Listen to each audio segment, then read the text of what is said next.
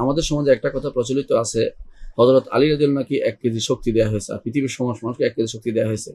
এটা কতটুকু সত্য? এটা কি আহলে সুন্নাত জামাতের আকীদা? না, এটা আহলে সুন্নাত ওয়াল আকীদা না। এটা মিথ্যা কথা এবং মিথ্যা রটনা এবং এটা মিথ্যাচার। এগুলি শিয়ারা চালু করে থাকে। এগুলো শিয়ারা চালু করে থাকে এবং এইজন্য তারা কোনো কিছু উঠানোর সময় আমার দেশে যেহেতু একসময় শিয়াদের রাজত্ব ছিল। শিয়াদের রাজত্ব বুঝেন কিনা? একসময় শিয়ারা আমার দেশে ক্ষমতায় ছিল। বিভিন্ন নবাবরা শিয়া ছিল। এরা নবাব তারা শিয়াদের বিভিন্ন জিনিস আমার দেশে প্রচলন করত। অনুরূপভাবে মুঘলদের মধ্যে একটা অংশ শিয়া ছিল এবং তারা শিয়াবাদ আমার দেশে প্রচার করত এবং তাদের অনেক মীর জুমলা বা এই জাতীয় যারা ছিল শায়েস্তা খানরা কিন্তু শিয়া ছিল। তো এই শিয়ারা সাধারণত এই যে সমস্ত কথা আমাদের দেশে প্রচার করতো, অনেকে সেটা প্রসার করে এখনো চালু করে রেখেছেন। তো তারা এই জাতীয় অবস্থার কারণে আমাদের দেশে অনেক সময় কোনো শক্তিশালী কিছু উঠানোর সময় বলে ইয়া আলী, এটা কিন্তু শিরকি, কারণ আলীর কাছে সাহায্য চাওয়া হচ্ছে এবং সে মনে করতেছে এইটা বললে বোঝো আলীর শক্তি এসে তার মধ্যে ভর করবে। এই জাতীয় জিনিস বলা শিরক, সরাসরি ঈমান হারা হয়ে যাবে যদি কোনো না জেনে করে তওবা ইস্তেগফার করবে, আর জানার পরে করলে ঈমান হারা হয়ে যাবে এবং তার উপরে দলিল প্রমাণ প্রতিষ্ঠা করতে হবে যে তুমি এটা অন্যায় করেছো।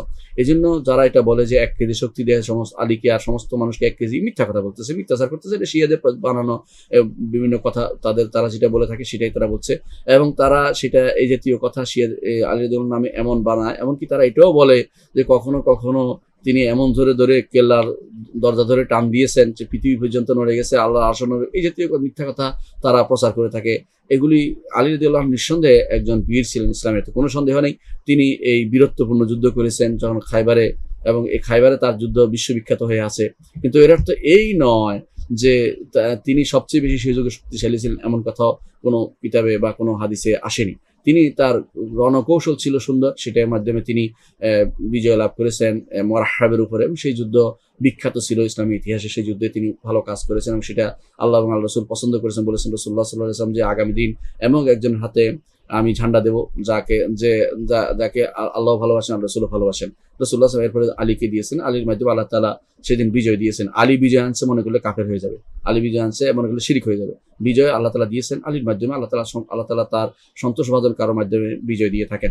দেখুন ওমর রাদিয়াল্লাহু আনহু যখন তিনি খলিফা হলেন, তিনি খালিদ ইবনে ওলীদকে ময়দান থেকে সরিয়ে দিলেন।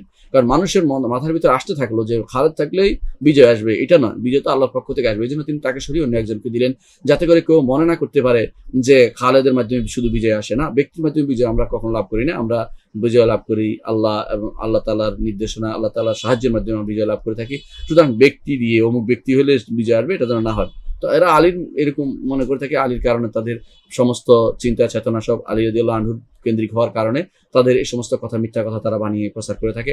আলী রাদিয়াল্লাহু নিঃসন্দেহে একজন জান্নাতি ব্যক্তি এবং তিনি একজন খলিফাতুল মুসলিমিন এবং তার অনেকগুলো তার ইলমের ক্ষেত্রে তিনি ছিলেন একজন বিশাল সাগর এবং তিনি যে সমস্ত বিষয়ে তার সাথে অন্যদের মতভেদে তিনি ছিলেন সবচেয়ে বেশি বিশুদ্ধ জায়গায় তার অবস্থান ছিল, এটা নিঃসন্দেহে, এটা স্বীকার করতেই হবে।